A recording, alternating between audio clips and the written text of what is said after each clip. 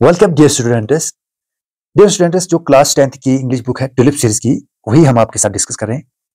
तो हम पढ़ रहे थे जो आपकी तीसरी थर्ड लेसन है from the dairy of a young girl, जो एन फ्रैंक ने लिखी है। ये हम पढ़ रहे थे और ये हमने पढ़ ली, ये हमने अच्छे से सीख ली। अगर आपने अभी तक इस लेसन को नहीं सीखा है तो आप हमारी पिछली वीडियोज में जाकर इसे आप सीख सकते हो अच्छे से और देख सकते हो। और इसके जो टेक्सुअल क्वेश्चन वो भी हम पिछले लेक्चर में आपके साथ डिस्कस कर चुके हैं। तो आज हम सीखेंगे लैंग्वेज वर्क। तो ये लैंग्वेज वर्क है, इसे कुछ ना कुछ आपके एग्जाम में पूछा जाता है, इसीलिए लैंग्वेज वर्क में अक्सर ग्रामर होती है और ग्रामर के बारे में जानकारी होना आपके लिए बहुत ही जरूरी है, क्योंकि ग्रामर के मुताल्लिक आपसे एग्जाम में अक्सर पूछा जाता है। तो आइए शुरू करते हैं language work. Look at the following words. नीचे दिए हुए लफ्जों को देखिए। Chatter box, long awaited, homework, welcome, notebook, stiff backed, outbursts, forthcoming. Chatter box का मतलब होता है बकबक करने वाला या ज्यादा बातें करने वाला। लॉन्ग वेटेड, तवील इंतजार। होमवर्क, घर का काम। वेलकम, खुश आमदीद। Notebook, copy. स्टिफ बैक्ड, सख्त हिमायत याफ्ता। आउटबर्स्ट, धमाके। फोर्थकमिंग, आने वाला। तो जो ये वर्ड्स हैं ये कंपाउंड वर्ड्स हैं। These words are compound words, these are made up of two और मोर वर्ड्स। यानी ये कंपाउंड वर्ड्स इसलिए हैं क्योंकि ये दो या दो से ज्यादा लफ्जों के बने हुए हैं।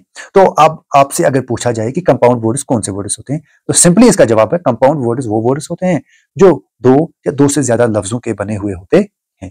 कंपाउंड वर्ड्स कैन बी, देखो जो कंपाउंड वर्ड्स होते हैं ये नाउन भी हो सकते हैं, ये एडजेक्टिव्स भी हो सकते हैं और ये वर्ब्स भी हो सकते हैं। नाउन जैसे हेडमास्टर, हेड एक वर्ड है और मास्टर्स के साथ हमने दूसरा मिला दिया, तो दो लफ्जों का बना हुआ है हेड एंड मास्टर, तभी जाके ये हेडमास्टर बना और ये कंपाउंड वर्ड बना। ऐसे होमवर्क, होम एक है और वर्क दूसरा वर्ड है। होम का अलग मायना है, वर्क का अलग मायना है, लेकिन यहाँ पे मिला के हमने इनके जो ये अलग अलग वर्ड्स हैं इनको मिला के कंपाउंड वर्ड बना दिया। ऐसे नोटबुक, कॉपी, आउटबर्स्ट्स। ऐसे ही एडजेक्टिव भी हो सकते हैं जो ये कंपाउंड वर्ड्स हैं, जैसे लॉन्ग अवेटेड यानी तवील इंतजार वाला, स्टिफ बैक सख्त हिमायत याफ्ता। तो ये वर्ब्स भी हो सकते हैं जैसे स्लीप वॉक यानी नींद में चलना, ऐसे बेबी सीट। तो ये जो हैं ये कंपाउंड वर्ड्स हैं और कंपाउंड वर्ड्स जो हैं ये नाउन्स भी हो सकते हैं, एडजेक्टिव्स भी हो सकते हैं और वर्ब्स भी हो सकते हैं। तो ये नीचे आते हैं। Match the following words of column A with the meaning in B. यानी आपने क्या करना है, जो कॉलम ए में जो कंपाउंड वर्ड्स दिए हुए हैं इनको आपने मैच करना है कॉलम बी में इनकी मीनिंग के साथ। यानी कॉलम बी में इनकी मीनिंग दी हुई है तो आपने क्या करना है, कॉलम ए में जो कंपाउंड वर्ड्स हैं इनकी जो मीनिंग दी हुई है कॉलम बी में उसके साथ मैच करना है। Then use each in this sentence, तब आपको हर एक को सेंटेंस में इस्तेमाल करना है। तो कॉलम ए में जो ये दिए हुए हैं इनको कॉलम बी में इनकी मीनिंग है, यहाँ पे आपको ढूंढ के इनको क्या करना है, इनकी मीनिंग को आपने ढूंढना है और मैच करना है और उसके बाद हर एक को आपने सेंटेंस में इस्तेमाल करना है। तो आपका काम आसान करने के लिए मैंने इनको मैच भी किया है और इनको सेंटेंस में यानी जुमलों में इस्तेमाल भी किया है हर एक को। तो आइए देखते हैं। सबसे पहले यहाँ पे है हार्ट ब्रेकिंग। हार्ट ब्रेकिंग का मतलब होता है प्रोड्यूस ग्रेट सैडनेस, ये कॉलम बी में दिया गया है तो आपने मैच किया। ऐसे फिर आपको लिखना है जैसे यहाँ पे यह है हार्ट ब्रेकिंग, इसका जो मीनिंग होगा वो आपको ढूंढ के यहाँ पे लिखना है। यह है हार्ट ब्रेकिंग, इसका मीनिंग ऐसे है that is producing great sadness, तो यह है इसका मीनिंग। अब हम इसको जुमले में इस्तेमाल करें, सेंटेंस में इस्तेमाल करते हैं। At the end of year we were both in tears as we said a heart breaking farewell. यानी हार्ट ब्रेकिंग का मतलब होता है दिल को दहला देने वाली, तो हमने इसको सेंटेंस में भी इस्तेमाल किया। दूसरा है होमसिक। होमसिक का मतलब होता है missing home and family very much, यानी घर को और फैमिली को बहुत ज्यादा मिस करना, याद करना। He was homesick when he went to college. Blockhead, ऐसे नंबर 3 है ब्लॉकहेड। ब्लॉकहेड का मतलब होता है एन इनफॉर्मल वर्ड, ये एक इनफॉर्मल वर्ड है which means a very stupid person, जिसका मतलब होता है स्टूपिड पर्सन। तो इसको हमने इस्तेमाल किया है Jill is such a blockhead that the flunks every course as a freshman. ऐसे ही लॉ अवॉइडिंग, लॉ अवॉइडिंग के यानी जो कानून को मानता है, ओबिंग एंड रिस्पेक्टिंग लॉ। अब इसको हम इस्तेमाल करते हैं यूज यानी इसका इस्तेमाल सेंटेंस में। Such actions against law abiding citizen will not be tolerated. ऐसे ओवरडू, ओवरडू का मतलब होता है do something to an excessive degree, यानी एक्सेसिव डिग्री में कुछ भी काम करना, कुछ भी काम करना एक्सेसिव डिग्री में। अब हम इसको जुमले में इस्तेमाल करते हैं सेंटेंस में। Don't overdo the salt in the food, यानी आप एक्सेसिव डिग्री में, ज्यादा डिग्री में फूड में सॉल्ट को मत डालिए। ऐसे ही day dream, thinking about pleasant things, यानी डे ड्रीम का मतलब होता है for thinking about pleasant things, forgetting about the present, यानी हाल को भूल जाना और प्लीजेंट थिंग्स के बारे में सोचना, यानी खुशगवार चीजों के बारे में सोचना। I was just enjoying a day dream about winning the Nobel prize for literature. तो हमने इसको जुमलों में भी इस्तेमाल किया। अब है break down, an occasion when vehicles machines stop working, यानी एक ऐसा ओकेजन, एक ऐसा मौका जब गाड़ियां या मशीन्स काम करना छोड़ दें, वो बंद हो जाती हैं। Our car had break down on the motorway, यानी मोटरवे पे हमारी गाड़ी रुक गई। तो ब्रेक डाउन का मतलब होता है रुक जाना। ऐसे ही आउटपुट, आउटपुट का मतलब होता है something produced by person, machine और ऑर्गेनाइजेशन, यानी कुछ चीज जो एक आदमी प्रोड्यूस करता है, पैदा करता है, या मशीन कुछ चीज पैदा करती है, या कोई तंजीम, ऑर्गेनाइजेशन बोलते हैं तंजीम को, या वो कुछ चीज पैदा करती है, तो उसको हम आउटपुट कहते हैं। The total output is double that of loss. इससे हमने जुमले में भी इस्तेमाल किया, सेंटेंस में भी इन्हें हमने इस्तेमाल किया। तो अब नंबर सेकंड जो है that is phrasal verbs. Phrasal verb is a verb followed by a preposition और एन एडवर्ब। फ्रेजल वर्ब एक वर्ब होता है जो फॉलो करता है प्रीपोजिशन या एक एडवर्ब को, जैसे गॉट ऑन और इसने फॉलो किया है एड को, यानी इसके बाद हमने एड लगाया है। एड क्या है? That is preposition. It's meaning is often different from the meaning of its parts. जो उसके पार्ट्स की मीनिंग होती है, इसकी खुद की मीनिंग उससे डिफरेंट होती है, यानी फ्रेजल वर्ब जो है इसकी मीनिंग इसके पार्ट्स की मीनिंग से डिफरेंट होती है। Compare the meaning of the verb get on and ran away in A and B below. You can easily guess their meaning in A, but in B they have special meanings. तो यहाँ पे क्या बोल रहा है, आपको compare करना है, अपने जोड़ना है। The meaning of verbs, जो verbs हैं get on और ran away, A में और B में नीचे। You can easily guess, आप आसानी से guess लगा, पता लगा सकते हो, guess कर सकते हो their meanings, इनकी मीनिंग को A में और B में। They have special meaning, इनकी ए में और बी में स्पेशल मीनिंग है, खास मीनिंग है। जैसा कि she got on at Agra when the bus stopped for breakfast, यानी इसका मतलब होता है वो आगरा पहुंची जब बस नाश्ते के लिए रुकी। तो यहाँ पे गॉट ऑन का मतलब होता है पहुंची। तो गॉट ऑन क्या है? It's a phrasal verb. Due Anand ran away from home when he was a teenager, यानी ड्यू आनंद नौजवानी में घर से भाग गए थे। तो रैन अवे का मतलब है यहाँ पे भाग जाना, घर से भाग जाना। तो अब बी में हम इनकी मीनिंग देखते हैं। पहले हमने गॉट ऑन और रैन अवे की मीनिंग को ए में देखा, अब हम गॉट ऑन और रैन अवे की मीनिंग को हम बी में देखेंगे, यानी गेट ऑन और रैन अवे की जो मीनिंग है इन्हें हम बी में देखेंगे। बी में क्या है? She is eager to get on in life, यानी वो जिंदगी में आगे बढ़ने के लिए बेताब है। तो यहाँ पे आगे बढ़ना यानी सक्सीड, कामयाब होने के लिए वो क्या है? बेताब है। तो यहाँ पे गेट ऑन का मतलब क्या निकला? सक्सीड, यानी कामयाब, आगे बढ़ना। The visitor ran away with the match, यानी जो विजिटर है वो भाग गए मैच के साथ, यानी इसका मतलब यहाँ पे जो है वो है आसानी से जीत लिया, यानी वो मैच को लेके भागे, यानी उन्होंने आसानी से मैच को जीत लिया। तो हमने ये देखा जो ये फ्रेजल वर्ब्स हैं गेट ऑन और रैन अवे, ए में इनकी डिफरेंट मीनिंग है और बी में इनकी बिल्कुल ए वाले से बिल्कुल डिफरेंट मीनिंग है। दिस स्पेशल यानी खास मीनिंग है। Some phrasal verbs have three parts, कुछ फ्रेजल वर्ब्स के तीन हिस्से होते हैं। A verb followed by an adverb and a verb followed by an adverb and preposition, यानी जो ये फ्रेजल वर्ब्स होते हैं या तो इनके बाद एडवर्ब लगता है या प्रीपोजिशन।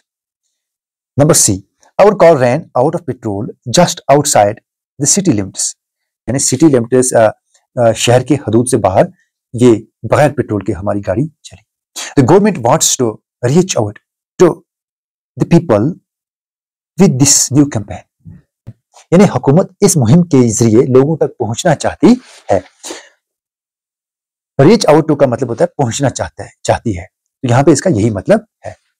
ऐसे ही the text you have just read has a number of phrasal verbs commonly used in English, जो टेक्स्ट आपने पढ़ी, यानी जो आपने लेसन यहाँ पे पढ़ी या जो टेक्स्ट आपने पढ़ी, इसमें बहुत सारे नंबर ऑफ फ्रेजल वर्ब्स हैं जो हम आमतौर पे इंग्लिश में इस्तेमाल करते हैं। नेक्स्ट पेज पे आते हैं। नेक्स्ट पेज है look up the following in dictionary for their meaning under the entry of the italicized word. यानी आपने क्या करना है कि नीचे दिए हुए जो इटैलिसाइज्ड वर्ड्स हैं, ये जो वर्ड्स हैं, इनकी मीनिंग अपने डिक्शनरी में देखनी है, लुगत में देखनी है। Plunge writing, plunge writing, plunge writing का मतलब होता है डूबना, राइट मीन्स दाएं, और इनका मतलब होता है अंदर। रैम्बल ऑन का मतलब होता है घूमना फिरना। केप्ट बैक का मतलब होता है वापस रखना। गेट अलोंग विद का मतलब होता है साथ मिलना। Now find the sentences in the lesson that have the phrasal verbs given below. अब आपने क्या करना है, आपने सेंटेंसेस ढूंढने हैं लेसन में। जो आपने लेसन पढ़ी उसमें आपको ये सेंटेंसेस ढूंढने हैं that have phrasal verbs given below, जिनमें ये नीचे दिए हुए जो फ्रेजल वर्ब्स हैं ये पाए जाए। Match them with their meaning, आपने इनको इनकी मीनिंग के साथ मैच करना है। यानी यहाँ पे मीनिंग दी हुई है तो आपने क्या करना है, इसको इसके साथ मैच करना है, जोड़ना है। You have already found out the meaning of some of them, आप पहले ही इनमें से कुछ की मीनिंग को ढूंढ चुके हो। Are their meaning the same as those of their parts, क्या इनकी मीनिंग, इनके जो हिस्से हैं वैसी ही है जैसे इनके हिस्से हैं, इनकी मीनिंग भी ऐसे ही है। Note the two parts of the phrasal verb, phrasal verb के जो दो पार्ट्स हैं आपने उनको नोट करना है। मैं ओकर सेपरेट इन द टेक्स्ट, जो यहाँ पे टेक्स्ट में अलग अलग आए हुए हैं। तो इसको आसान करने के लिए मैं पहले ही इनकी मीनिंग को जो ये फ्रेजल वर्ब्स हैं इनकी मीनिंग को इसके साथ मैच कर चुका हूं, और ये लेसन में जिन सेंटेंसेस में ये फ्रेजल वर्ब्स आए हुए हैं वो भी मैं ढूंढ चुका हूं और लिखे हैं, बस आपने देखने हैं और समझने हैं। तो सबसे पहले है plunge in, go straight to the topic. इसका मतलब होता है सीधा टॉपिक पे जाना, टॉपिक पे सीधा जाना। Since no one would understand, अब लेसन में जिस सेंटेंस में ये प्लंग इन आया है वो ये वाली सेंटेंस है। Since no one would understand a word of my stories to the kitty if I were to plunge in, I would better provide a brief sketch of my life such much as I dislike doing so. अब जो second है that's kept back. Kept back का मतलब यहाँ पे है यानी not promoted, यानी जो आगे ना बढ़े, पीछे ही रह जाए। The reason of course is forthcoming meeting in which the teachers decide who will move up to the next form and who will kept back। तो यहां पे ये देखा कि कौन से सेंटेंस में kept back इस्तेमाल हुआ है लेसन में। ऐसे मूव अप भी इसी सेंटेंस में इस्तेमाल हुआ है। मूव अप का मतलब होता है go to the next grade, यानी अगले ग्रेड के लिए जाना, यानी पास हो जाना, अगले ग्रेड के लिए जाना, यानी अगली जमात के लिए जाना, इसको बोलते हैं मूव अप। अब है रैम्बल ऑन। तो यहाँ पे रैम्बल का मतलब है स्पीक और राइट विदाउट फोकस, यानी बोलना या लिखना बगैर जोर दिए, बगैर फोकस के। Anyone could ramble on and leave big space between the words, come up with convincing arguments to prove the necessity of talking. तो ये रैम्बल ऑन इस सेंटेंस में इस्तेमाल हुआ है आपकी लेसन में। ऐसे ही get along with, get along with का मतलब है have a good relationship with. I get away pretty well with all my teachers। ऐसे ही calm down, calm down का मतलब होता है make them remain quiet, even Gia's bleeding release and my angry outbursts can't calm them down। ऐसे ही stay in, stay in का मतलब होता है stay indoors, यानी I thought of this saying on one of those days when I was feeling a little depressed and was sitting at home with my chin in my hands, bored and listless, wondering whether to stay in or go out। ऐसे जो आखिर के दो हैं वो यानी 8th और 9th, makeup for का जो मतलब है that's compensate. This birthday celebration in 1942 was intended to make up for the others.